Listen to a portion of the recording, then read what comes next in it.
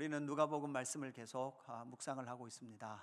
누가복음에 나타나는 길게 나타나는 예수님의 비유의 말씀입니다. 여러분 복면가왕이라는 프로그램이 있죠. 주일날 보니까 오후 6시 저녁 6시에 하는 프로그램인데 가수들이 가면을 쓰고 와서 노래를 부릅니다. 유명한 가수라도 가면을 쓰고 노래를 부르면 사람들이 이 가수가 누군지 목소리만 듣고는 잘 모르는 것 같더라고요. 보니까 우리 동네 음악대장, 여러분 이게 이 사람이 구연성을 했는데 하현우 씨라는 사람이 노래를 부르는데 여러분 사람들이 잘 누군지를 모르는 거죠. 희노애락도 낙이다라는 사람이 있습니다. 이 사람도 구연성을 했는데 윤미라는 가수가 그렇게 노래를 부르는데 누군지를 잘 모르는 거죠. 제가 왜 이 복면가왕부터 말씀을 드리는가 하면 예수님께서 지금 두 그룹에게 말씀합니다. 한 그룹은 종교라는 가면을 쓴 바리새인들, 그들은 외식하는 사람들입니다. 그러니까 종교라는 가면을 쓰고 이 땅을 살아가는데 겉으로 보기에는 거룩합니다. 겉으로 보기에는 신앙이 좋은 것 같습니다. 그들을 향하여 예수님이 비유를 통해서 말씀하시기도 하고 제자들을 가르치기도 합니다. 어떻게 가르치는가 하면 내용은 가면을 벗어라라는 겁니다. 네가 쓰고 있는 종교적 가면을 벗어라라는 거죠. 우리 옆 사람 축복합시다. 오늘 가면을 벗자. 가면을 벗으십시오.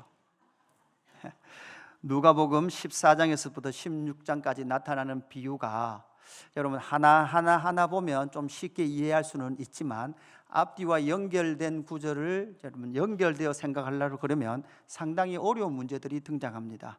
그뿐만 아니라 오늘 우리가 함께 묵상해야 될 이 본문에도 본문 자체에 구절 자체에 상당한 오해가 있는 구절들이 내포되어 있는 본문입니다. 이 가운데 예수님은 우리가 머릿속에 그려야 됩니다. 계속 가면을 쓰고 있는 바리새인들과 그 복음 앞에서 이제 예수님의 제자 공동체로 살아가야 될 그들에게 번갈아가며 가르치고 있는 거죠.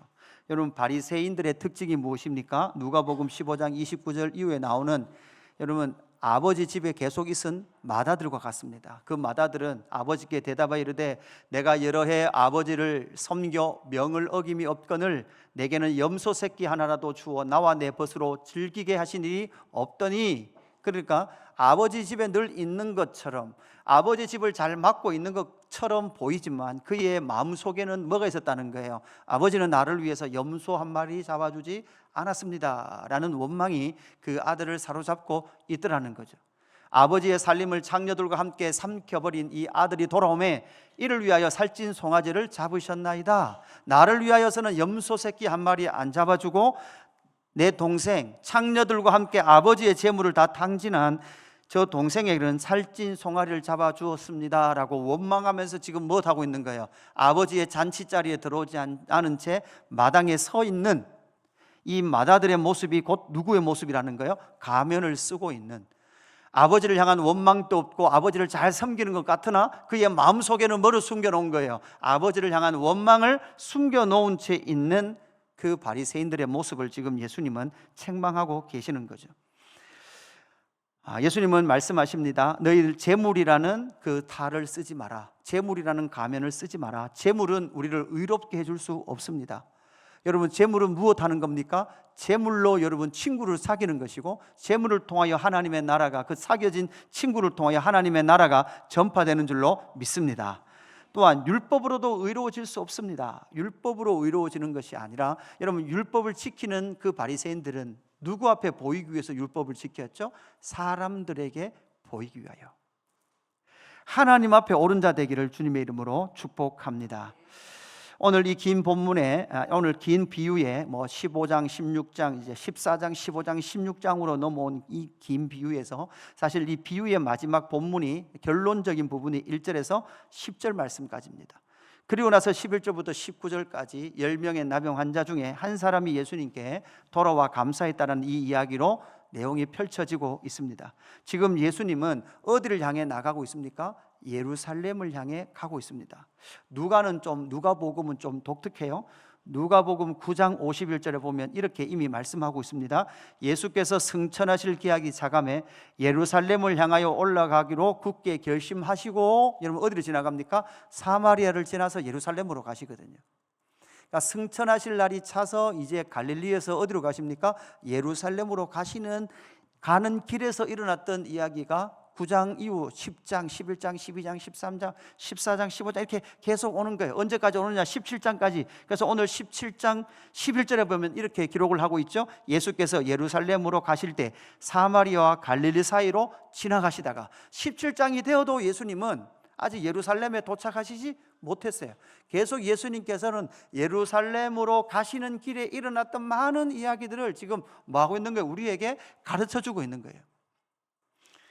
예수님께서 지금 길을 가고 계시는데 어디를 향해 가고 계십니까?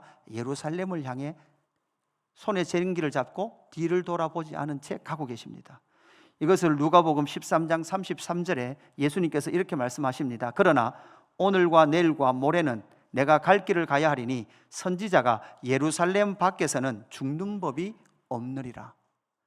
예수님 지금 예루살렘으로 뭐하러 가시는 거예요? 죽으러 가시는 거예요. 여러분, 죽으러 가시면서 하신 이야기들은 우리가 소위 뭐라고 말합니까? 그걸 유언이라 그래요. 죽기 직전에 제자 공동체에게, 그리고 인생의 가면을 쓰고 있는 바리새인들에게 유언처럼 뭐 해주고 계시는 거예요? 가르쳐주고 계시는 거예요. 그러면서 오늘 전체 본문의 마지막 구절인 19절에 이런 말씀이 나타납니다. 그에게 이르시되 일어나 가라, 내 믿음이 너를 구원하였느니라 하시더라. 여러분, 이 긴 본문 중에 오늘의 결론이 일어나라, 내 믿음으로 너가 구원을 얻었느니라 이렇게 말씀하시는 것으로 본문이 결론이 납니다. 두 번째 문단에도 보면 제자들이 예수님, 우리 믿음 좀 주십시오, 믿음이 좀 자랐으면 좋겠습니다, 이렇게 예수님께 묻는 문단이 나옵니다.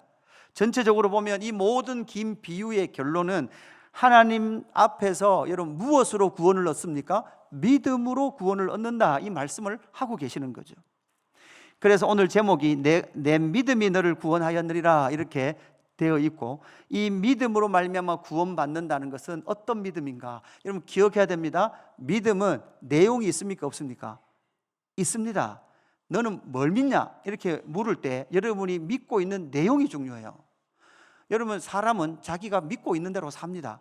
여러분이 하는 행동은 믿음에서 나온 행동이에요. 그죠? 믿지 못하면 여러분 뭐 합니까? 그 행동을 못 해요. 비행기가 여러분 떨어질 거다, 안전하게 나를 목적지에다가 데려다 줄 것이라는 것에 대한 믿음이 없는 사람은 절대 뭐를 못해요? 비행기를 못합니다. 여러분이 하는 모든 행동 안에는 여러분의 믿음이 들어있기 때문에 그 행동을 하고 있다는 거예요.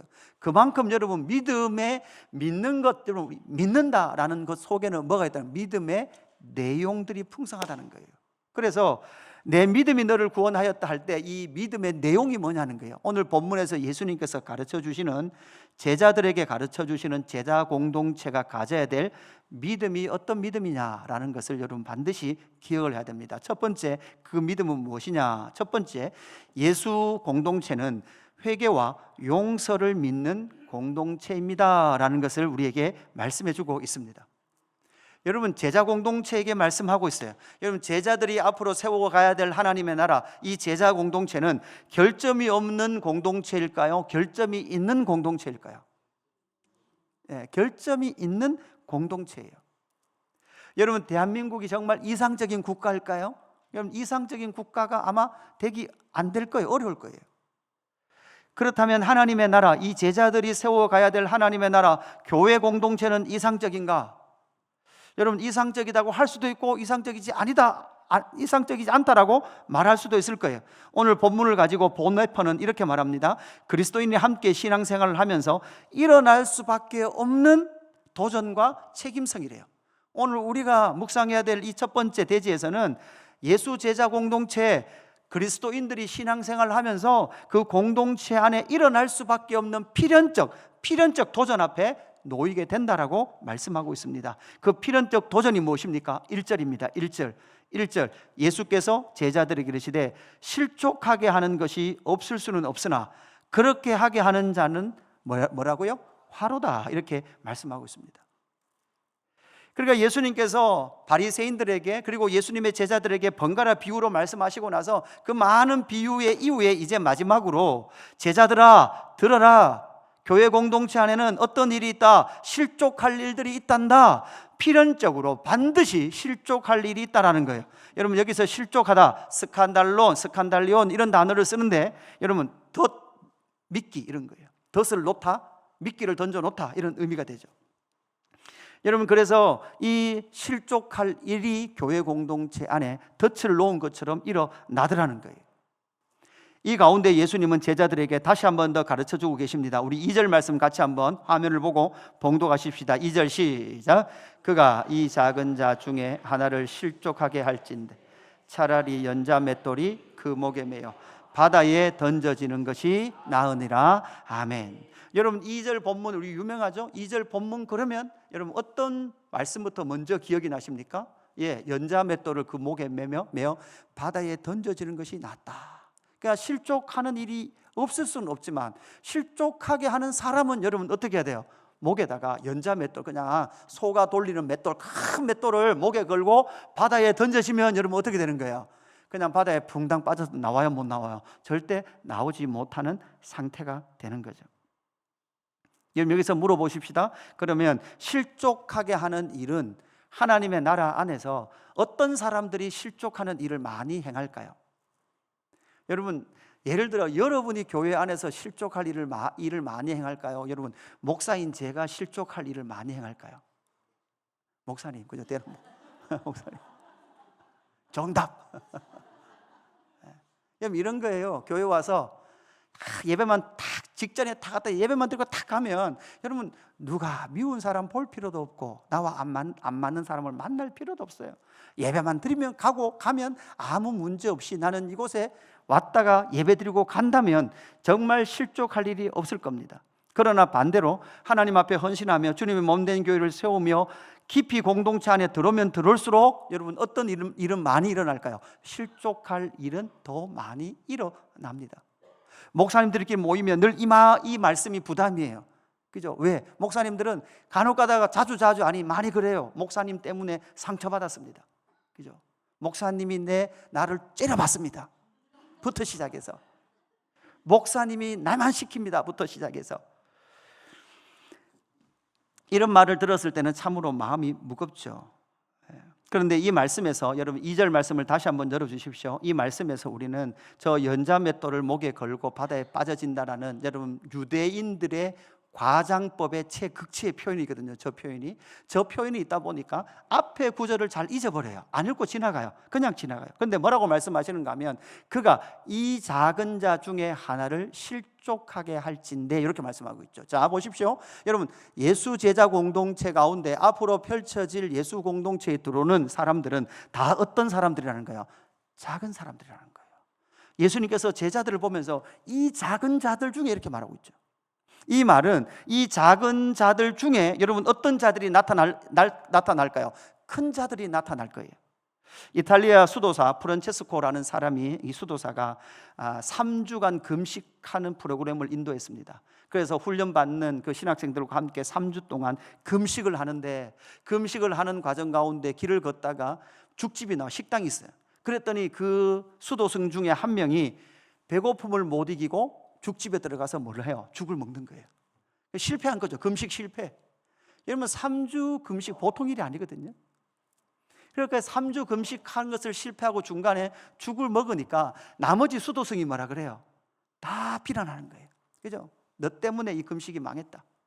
그런데 이 프란치스코 이 수도사가 갑자기 자기도 죽집에 들어가더니 죽을 먹고 있는 제자 바로 앞에 죽을 한 그릇 주문하는 거예요.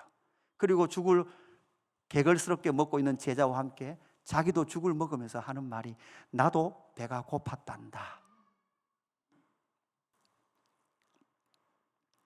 여러분 여기서 작은 자가 누굽니까? 여러분 한번 기억을 더듬어 보십시오. 작은 자, 큰 자가 누굽니까? 여러분 우리가 탕자의 비유, 잃은 아들을 기다리는 비유에서 여러분 이 작은 자는 어떤 자일까요? 여러분 작은 자는 결국은 누구를 말하고 있고 누구를 그리고 있습니까? 바로 소위 말하는 둘째 아들 탕자입니다. 이 탕자는 하나님의 나라 안에 들어왔을 때, 이 잔치에 들어왔을 때 무엇으로 들어왔습니까? 여러분 탕자는 아버지의 것을 모두 다 탕진했습니다. 그리고 내 아버지 집에 가서 아들이 아니라 뭐로 있고 싶었어요? 뭐라도 있었으면 좋겠다고요? 종이라도 되었으면 좋겠다라고 돌아왔어요. 그런데 그 아버지가 아직도 아들이 먼데도 불구하고 반기며 나왔고 그늘 안고 입 맞추고 그의 옷을 좋은 옷으로 그의 손에 손가락질을 끼우고 가락지를 끼우고 무엇합니까? 잔치를 배설해 주더라는 거죠. 그러니까 이 아들은 이곳에 들어온 이상 이제는 언제나 아버지의 용서와 아버지의 받아줌으로 말미암아 이 아들은 어디 들어온 거예요? 하나님의 나라 잔치에 들어온 거예요. 이 아들은 어떤 자입니까? 작은 자예요. 그러니까 이 작은 자는 사실 이 공간 안에서 이 아버지 집에서 사실은 솔직히 말하면 실족할 일이 별로 있을까요? 없을까요? 이제 별로 없어요. 그런데 지금 사실 실족한 자는 누굽니까? 이 비유에서 큰아들이에요. 큰아들. 큰아들은 자기 재산도 안 해요. 아버지 재산을 탕진한 동생을 받아들여요? 못 받아들여요? 못 받아들여요. 그래서 잔치집에 들어와요? 안 들어와요? 안 들어와요. 근데 여러분 이 비유에서 가장 크게 실족하신 분이 누굴까요? 사실은 아버지예요. 자세히 보세요. 아버지.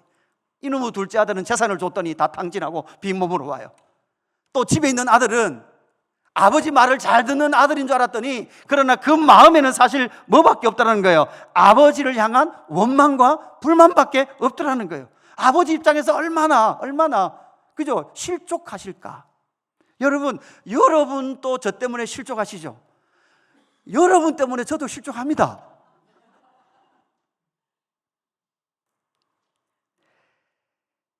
작은 자의 특징은 탕자 둘째 아들은 이제 언제나 용서를 구할 수 있습니다.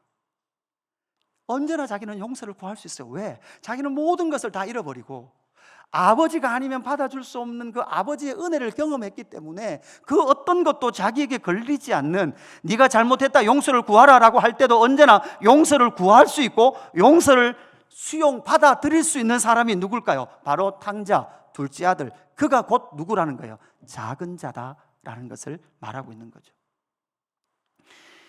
여러분 그래서 3절에 보면 너희는 스스로 조심하라. 만일 내 형제가 죄를 범하거든 경고하고 회개하거든 마라. 용서하라. 여러분 이것이 3절이 자연스럽게 되는 사람이 누구라는 거예요? 바로 작은 자, 탕자라는 거죠. 왜냐? 하나님 아버지의 은혜가 아니고서는 이곳에 이 잔치에 들어올 수 없고 하나님의 나라를 누릴 수 없다라는 사실, 자기가 그 전에 한 짓이 있기에 무엇을? 아버지의 것을 모두 다 탕진했기 때문에, 그리고 내 아버지 집으로 돌아왔기 때문에, 그리고 아버지가 받아주심이 있었기에 이는 뭐 할 수 있습니까?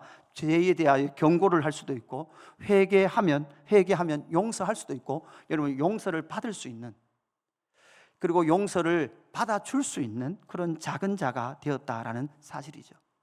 반대로 큰아들은 어떻습니까? 그의 마음에는 용서할 생각도 없습니다. 계속해서 정죄할 생각밖에 없더라라는 것이죠.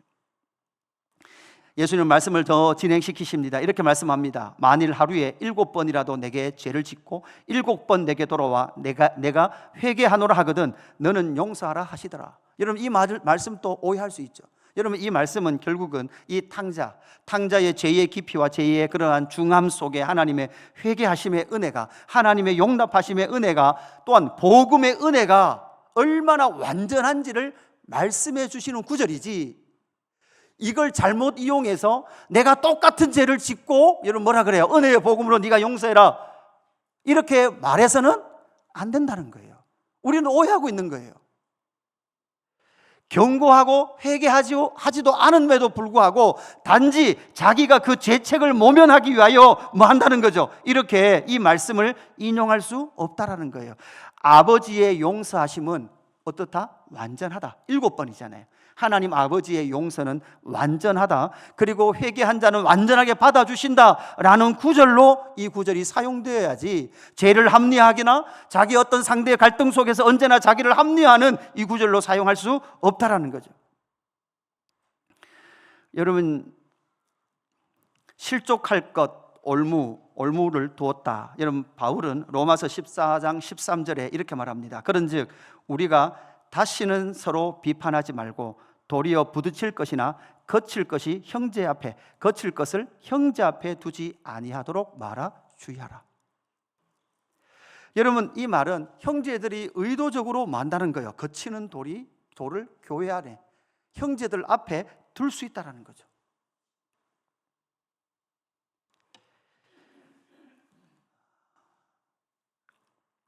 이걸 바울은 다시금 고린도전서 8장 13절에 이렇게 말합니다. 그러므로 만일 음식이 내 형제를 실족하게 한다면, 여기 실족 나오죠. 음식이 덫이 된다면 나는 영원히 고기를 먹지 아니하여 내 형제를 실족하지 않게 하리라, 이렇게 말합니다.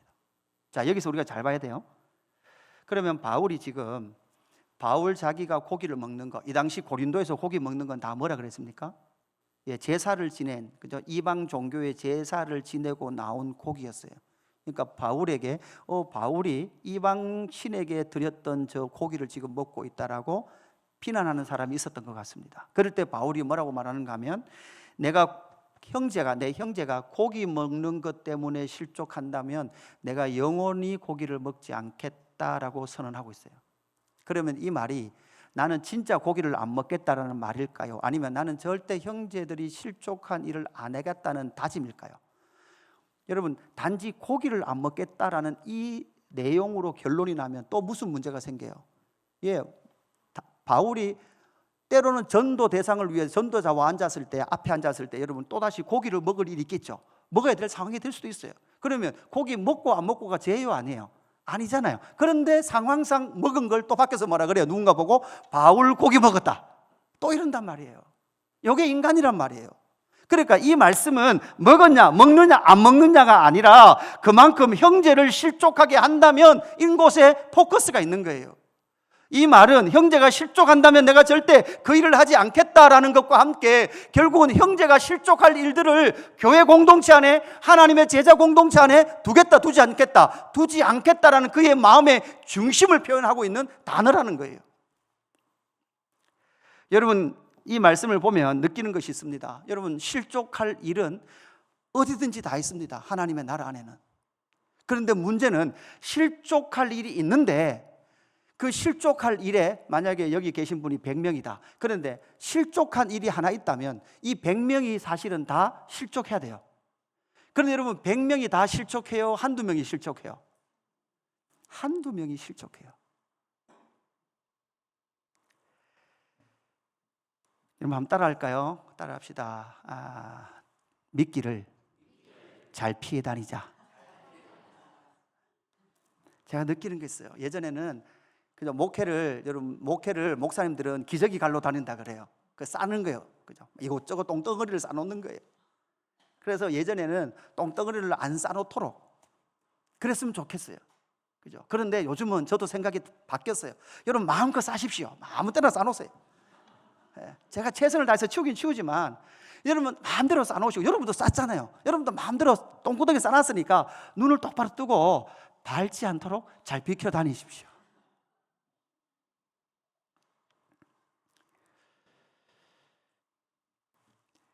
이 말은 여러분, 교회 공동체 안에는 언제나 교회 공동체는 이렇게 회개와 용서의 일들이 일어날 공동체고, 회개와 용서가 일어나야만 하는 공동체가 예수 제자 공동체예요.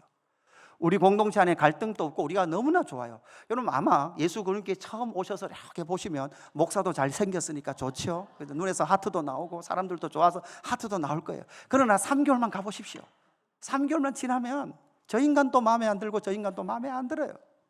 밥도 마음에 안 들고 하는 짓도 별로 마음에 안 들어요. 여러분, 그것이 우리 안에 계속해서 뭐가 됩니까? 실족, 스칸달리온이 되는 거예요. 오늘 오후에 청소할 거예요. 청소하는데도 마음에 안 들어요. 나는 왜 이렇게 힘든 걸 하고 쟤는 그냥 저렇게 조잘거리고 있냐는 거죠. 수 없는 우리 안에 실족거리들이 일어나는 거예요. 그런데 중요한 것은 그러한 실족거리가 일어나지 않는다라는 것보다는 실족거리조차도, 아니 내가 실족했다 할지라도 복음은 어디로 우리를 이끌어갑니까? 용서와 화목과 또한 회개의 자리, 회개가 뭐라고요? 돌아오다라는 거예요. 마음이 돌아오다라는 거죠. 마음이 돌아오는 그 나라가 바로 하나님의 나라, 제자 공동체인 줄로 믿습니다. 여러분, 그래서 내가 모든 것이 좋은 것이 교회가 아니라 회개할 일, 용서 구할 일, 용서 받을 일이 일어나는 공동체가 교회 공동체고, 그 용서와 화해와 회개가 은혜 가운데 이루어지는 것이 교회인 줄로 믿습니다. 이것이 바로 교회 공동체입니다. 그래서 제발 이런 분이 안 찾아왔으면 좋겠습니다. 목사님 목사님, 저 사람이 있는 한 나는 이 교회 안 다니겠습니다. 이런 사람이 없었으면 좋겠어요. 다른 목적으로 혹시라도 다른 교회 가셔야 된다면 기쁨으로 보내드립니다. 가시면 가셔야죠. 그러나 그런 이유는 복음의 능력과 복음의 실제와 복음의 완전함을 완벽하게 거부하는 사람이 하는 말입니다. 두 번째, 어떤 믿음의 내용이 있어야 합니까? 두 번째, 예수 공동체는 성장하는 믿음 공동체다라는 것이죠. 오늘 15장 5절에 보면 믿음을 다하소서 이렇게 말합니다. 예수님의 제자들이 예수님에게 믿음을 다하십시오, 더해 주십시오. 이 말은 믿음이 좀 더 자라게 해 주십시오 이렇게 요구를 하죠. 여러분, 누가복음을 묵상하다 보면 하나님의 나라가 자란다는 이미지가 있습니다. 여러분, 어떤 비유에 쓰였습니까? 누가복음 13장에 보면 그죠? 19절과 21절에 마치 겨자씨 하나를 밭에 심으면 이 겨자씨가 여러분 너무 아주 작은 씨라 그랬죠? 이 씨가 뭐를 이룹니까? 큰 나무를 이룹니다. 그 시작은 너무 작았어요. 그러나 그 큰 나무가 이루었고 그 안에 새들이 그렇게 삽니다. 그러면 한 여자가 가루 서마를 갖다 놓고 그 안에다가 작은 누룩 한 덩이 넣습니다. 그러면 그 작은 누룩 때문에 그 모든 가루가 부풉니다. 여러분, 이것은 바로 작게 시작했음에도 불구하고 그 하나님의 나라는 점점 뭐 한다는 거예요? 자라간다라는 것을 비유로 말씀하신 본문입니다. 그러면서 예수님의 제자들이 예수님에게 예수님, 우리의 믿음을 좀 더해 주십시오. 우리 믿음이 좀 자라게 해 주십시오. 이렇게 묻습니다. 그럴 때 예수님께서 우리 6절 같이 읽어볼까요? 6절 같이 읽습니다. 6절 시작. 주께서 이르시되 너희가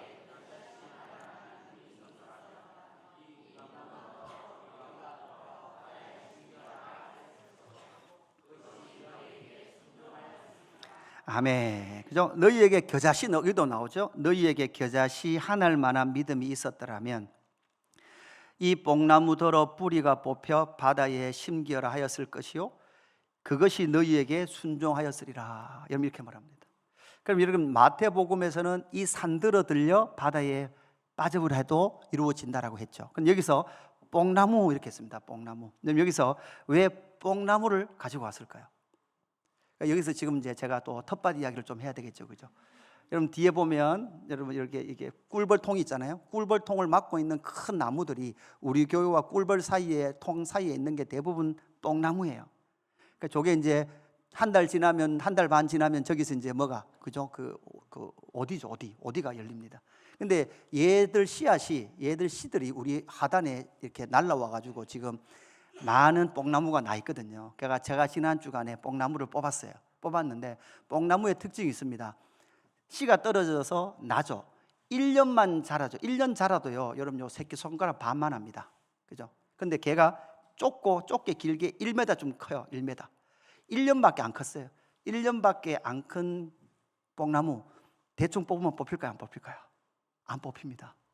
제가 이 두 손으로 돌돌돌 말아서 온 힘을 다해야 뽑힙니다. 제가 나머지를 다 뽑고 3년 4년 된 뽕나무 아직 한 그루 못 뽑았어요. 오늘 이기만 집사님이 뽑기로 하셨어요. 이 말은 무슨 말인가 하면 유대 사회에서는요, 뽕나무를 물가 곁 25m 안에다 심으면 안 돼요. 이 말은 무엇인가 하면 뿌리가 너무나 깊게 들어가기 때문에, 그리고 뽕나무는 위를 그냥 자른다 그래서 절대 죽지 않아요. 뿌리가 워낙 깊이 들어가 있기 때문에 둥치를 잘라도 그 옆에서 다시 올라오는 게 뽕나무의 특징입니다. 그러니까 뽑기 정말 힘든 나무의 대표가 뭐예요? 뽕나무예요. 그런데 뽕나무에게 뿌리가 뽑혀 바다에 심기어라 말해도 순종한다라고 말하는 것을 봐서는 믿음의 능력이 대단해요? 대단하지 않아요? 대단합니다. 그런데 문제는 이 말씀 9절 이후에 나타나는 거예요. 예수님께서 이렇게 믿음 좋은 사람이다, 너희 가운데 겨자씨 한 알만한 믿음이 있었다면 이 뽕나무들을 뽑혀가지고 저 바다에 말해도 던져질 것이다, 이렇게 말하고 나서 그 다음에 뭐가 나오는가 하면 뭐라고 말해요? 무슨 내용이 나와요? 야, 종이 있었다고 보자. 종이 밖에서 열심히 일을 했단다. 그리고 열심히 일을 하고 집에 들어왔는데 그 종이 주인의 집에 들어와서 주인이 차려주는 밥상을 받겠나, 아니면 그 종이 밖에서 일을 열심히 하고 와도 집에 와서도 주인의 밥상을 차려야 되겠나? 여러분, 종은 밖에서 일을 하고 들어와도 주인의 밥상을 차려야 돼요. 그렇게 차려주고도 네 잘했다는 말을 들어요? 아니면 당연하다고 여김을 받습니까? 당연하다는 여김을 받는 거예요. 그뿐만 아니라 10절 말씀 보면 이렇게 말합니다. 10절, 이와 같이 너희도 명령받은 것을 다 행한 후에 이르기를 우리는 무익한 종이라 우리가 하여야 일을 한 것뿐이라 할지니라. 아니 도대체 그 뽕나무 보고 뽑혀서 바다에 던져오라 하는 그 믿음과 종인데 무익한 종입니다라고 말하는 것에 상관관계를 설명을 해 보십시오. 예수 지금 무슨 이야기를 하고 싶어서 지금 이런 전혀 앞뒤가 맞지 않는 이 이야기를 하시냐는 거예요. 여러분, 우리는 대부분 믿음 좋은 걸 어떤 게 좋은 거라 그래요? 믿음이 좋아서 손을 얹고 질병아 떠나가라 그러면 여러분 뭐예요? 떠나가고, 그죠? 뽕나무야 뽑혀라 그러면 여러분 이기만 집사님 가실 필요도 없어요. 제가 지금 오른손을 들어서 4년 된 뽕나무야, 그죠? 산으로 가라 그러면 가야 된단 말이에요. 근데 그걸 이야기하자는 거예요. 그걸. 하나님의 나라에 믿음 좋은 것은 그러한 믿음의 능력이 어떤 방향으로 역사하냐는 거예요.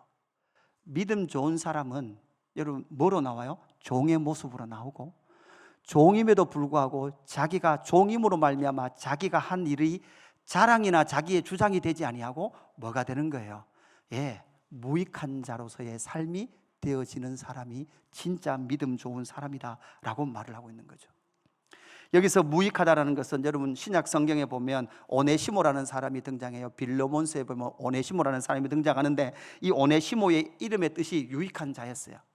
그러니까 빌레몬의 종으로 쓸 때는 유익한 자였어요. 유익한 자, 그죠? 유크레토스라는 단어를 써요.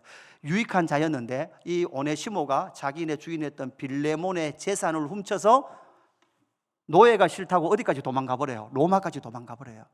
그래서 그가 감옥에 있었습니다. 감옥에 있을 때 그는 무익한 종이었어요. 아크레토스, 무익해요. 이 무익한 종이었단 말이에요. 여러분, 탕자가 무익한 아들이었단 말이죠.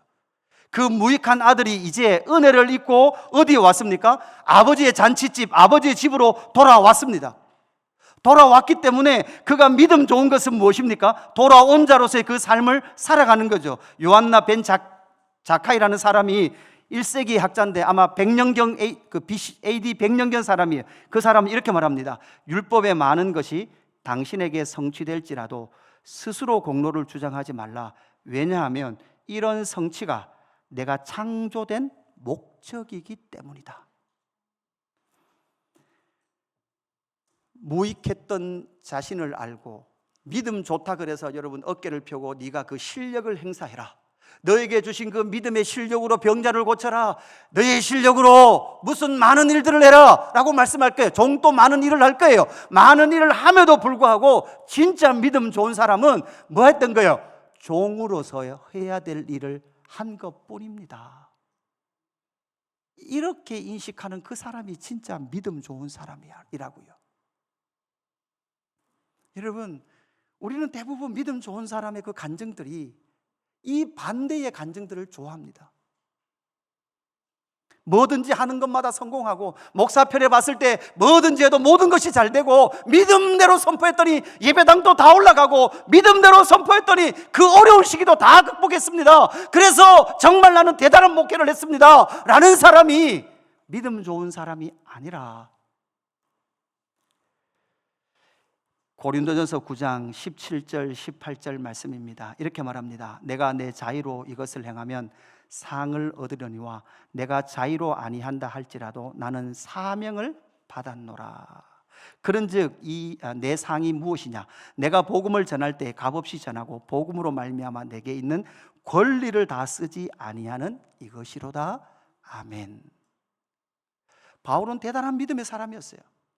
바울이 가지고 있는 손수건만 만져도 병이 떠나고 귀신이 떠난다라고 많은 사람이 만지려고 했던 그런 사람이었어요. 그런데 그 모든 일이 자기의 자랑이 아니라, 자기의 능력과 자기의 믿음이 아니라, 그 자기는 오직 나의 사명을 받았음으로 말미암아, 나의 사명으로 말미암아 내가 그 길을 갔노라 라고 말하고 있는 이 말씀이, 오늘 본문 10절을 다시 열어주십시오. 10절에 이렇게 말씀합니다. 이와 같이 너희도 명령받은 것을 다 행한 이후에 이르기를 우리는 무익한 종이라 우리가 하여야 할 일을 한 것뿐이라 할지니라. 아멘. 정말 믿음 좋은 사람은 바로 여러분 어떤 자리로 내려갑니까? 종의 자리로 내려갑니다. 섬기는 자의 자리로 내려갑니다. 여러분, 교회 일은 시키는 것이 아니에요. 저보고 자꾸 일 많이 시킨다고 하는데 시키는 게 아니에요. 하나님의 나라를 함께 세워가는 것이고, 자기에게 주어진 그 사명의 길을 가기 때문에 누가 시켜서 한 것이 아니라 하나님이 나에게 시켜서 나의 사명을 받았음으로 말미암아 내가 그 길을 가노라라고 고백하고 있는 거죠. 세 번째, 예수 제자 공동체의 그 특징은 무엇입니까? 우리가 믿어야 될 부분은 무엇입니까? 예수 공동체는 감사하는 공동체입니다. 믿음의 내용이 무엇이냐? 여러분, 감사하는 공동체라는 믿음이 있어야 합니다. 여러분 물어보겠습니다. 여러분 지금 가지고 있는 재물, 여러분 가지고 있는 재정에 하나님 앞에 감사하십니까? 아니면 좀 더 있으셔야 되겠습니까? 여러분 지금 신앙생활하고 있는 예수 그리스도교회 공동체 여러분 감사하고 계십니까? 네. 여러분 당신의 삶 가운데 만난 그 믿음의 세계에 여러분 정말 감사하고 계십니까? 여러분 우리가 이 땅을 살아가다 보면 대부분 감사할 것이 없는데 그냥 감사하면 당신의 삶이 더 부유해질 겁니다 라는 것으로 많이 들려요. 감사할 것이 없는데 그냥 감사를 해보십시오. 그러면 더 감사가 넘칠 것입니다 라는 말로 들립니다.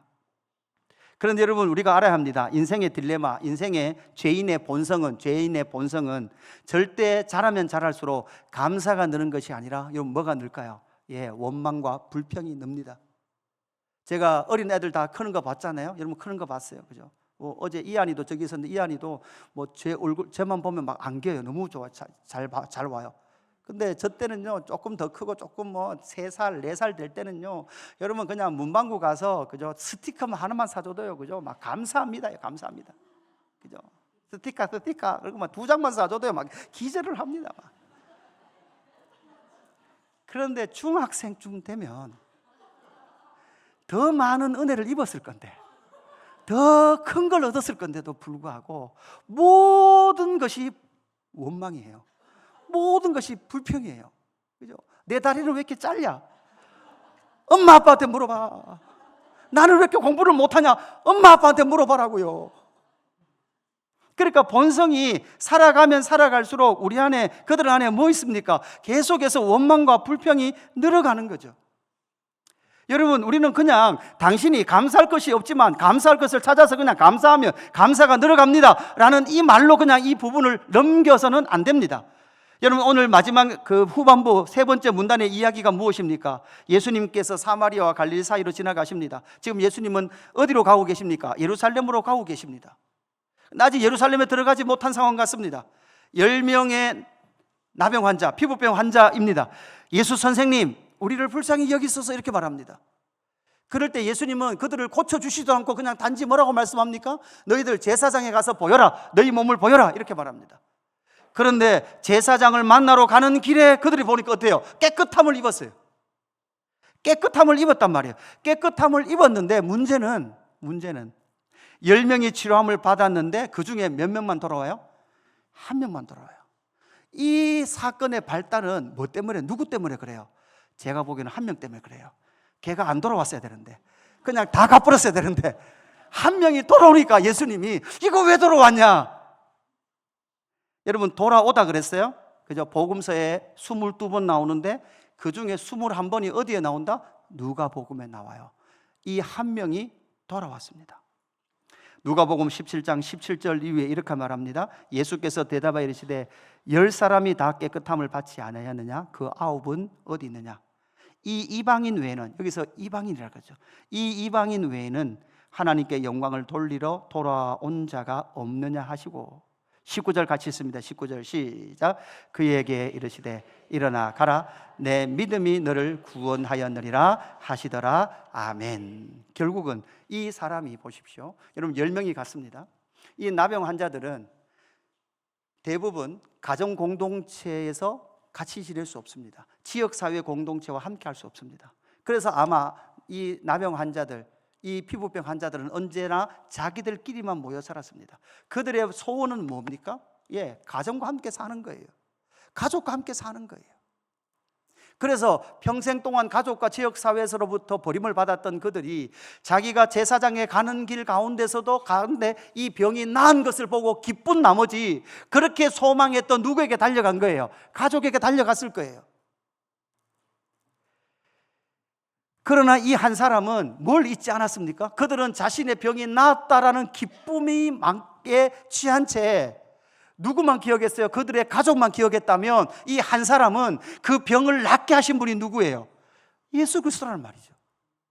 여러분, 여기서 우리는 알아야 합니다. 우리의 감사의 근원이, 우리는 네가 감사할 것이 없는데 삶의 현장 속에서 감사할 것 하나라도 네가 발견해서 감사하면 감사거리가 더 많아진다라는 것이 아니라 우리의 삶 속에서 감사해야 될 감사의 핵심의 요소가 누가 되어야 된다는 거예요? 하나님과 예수 그리스도가 되어야 한다는 사실을 우리에게 말씀해 주고 계십니다. 여러분, 다시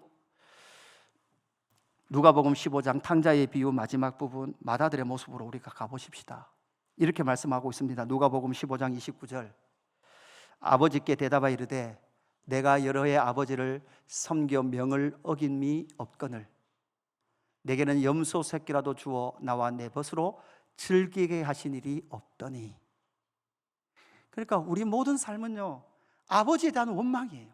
나는 왜 없냐고, 나는 이게 왜 결핍이냐고. 그죠? 여러분, 청소년 아이들 대부분 뭐라 그래요? 여러분, 대부분 청소년 아이들은 우리 아빠보다 남 아빠가 다 좋아 보여요. 대부분 우리 엄마보다 저 엄마가 더 좋아 보여요. 근데 애들이 알게 돼요. 나중에 서로 만나보면 저 엄마나 우리 엄마나 비슷하구나. 그죠? 그러니까 모든 생각이 날마다 결핍과 수고와 고생만이 자기의 어떤 마음에 사로잡혀버린 거예요. 그 상처 속에, 그 마음 속에 사로잡혀 버린 채 자기 아버지의 풍성함과 자기 아버지가 자기와 함께 있다는 사실을 인식하지 못하는 거죠. 그런데도 불구하고 아버지는 어떡합니까? 아버지는 덤덤하게 그 아들과 함께 서 있습니다. 여러분, 작은 자는 다시 돌아가면 어떤 자일까요? 제가 만약에 아버지였다면 저는 둘째 아들을 부를 거예요. 둘째 아들 불러서, 얘 둘째 아들아, 얘야, 너 때문에 지금 형이 화가 난가 보다. 사실 네가 형한테 직접적으로 잘못한 건 없지만 아버지로 부탁을 좀 할게. 형이 저렇게 마음이 상해 있으니까 둘째야, 형한테 가서 미안하다고 한마디 해라. 그러면 진짜 탕자면 여러분 뭐 할 수 있어요? 예, 형한테 용서를 구할 수 있어요. 여러분 속에 아직 진짜 탕자가 아닌 사람들은 내가 형한테 뭐 잘못한 게 있는데요, 내가 아버지한테는 내가 용서를 구할 수는 있으나 형한테는 내가 용서를 구할 수 없습니다 라고 생각하는 사람은 아직도 어디에 서 있는 거예요? 아직도 가면을 쓰고 있는 사람이라는 거죠. 여러분, 우리의 감사의 핵심은 하나님과 우리 주 예수 그리스도이신 줄로 믿습니다. 여기서부터 시작된 감사여야만 우리의 삶의 결핍의 문제도 극복할 수 있습니다. 여러분, 여러분의 말을 감사로 바꿔내십시오. 그것이 바로 여러분의 삶이 하나님과 우리 주 예수 그리스도로부터 시작된 삶으로 회복될 수 있는 길인 줄로 믿습니다. 오늘 말씀을 정리를 하기를 원합니다. 내 믿음이 너를 구원하였느리라 라고 말씀하시는 이 믿음, 여러분 믿음 자체 아닙니다. 믿음의 내용이라 그랬어요. 그 예수 공동체의 믿음의 내용은 무엇입니까? 교회 공동체는 언제나 여러분 완전하지 않습니다. 덫들이 많습니다. 그렇기 때문에 예수 제자 공동체는 언제나 회개와 용서의 풍성한 은혜가 있는 공동체가 예수 공동체인 줄로 믿습니다. 또한 예수 제자 공동체는 믿음이 성장하는 공동체인 줄로 믿습니다. 여러분, 근데 믿음이 성장하면 성장할수록 자기 믿음 좋다고 자랑하는 것이 아니라 여러분, 믿음 좋은 사람일수록 어디로 내려가더라는 거예요? 종의 자리로, 부르심의 자리로 내려가더라는 거예요. 그러면서 이 예수 제자 공동체는 결국은 예수 그리스도로 말미암아, 여러분, 우리 자꾸 예수 그리스도께서 나에게 주신 무엇, 그죠? 하나님이 나에게 주신 무슨 선물에 우리의 마음이 빼앗긴 채 그 선물이 남보다 작으면 불만이고 그 선물이 이제 없어지면 불만이고 여기에 우리의 삶이 빼앗겼다면 하나님 아버지와 우리 주 예수 그리스도의 자체에 여러분의 삶의 감사의 뿌리가 내려지는 귀한 은혜가 있기를 주님의 이름으로 축복합니다. 우리 찬양하십시다. 사랑하는 내 딸아, 우리 같이 고백하며 나아가시겠습니다.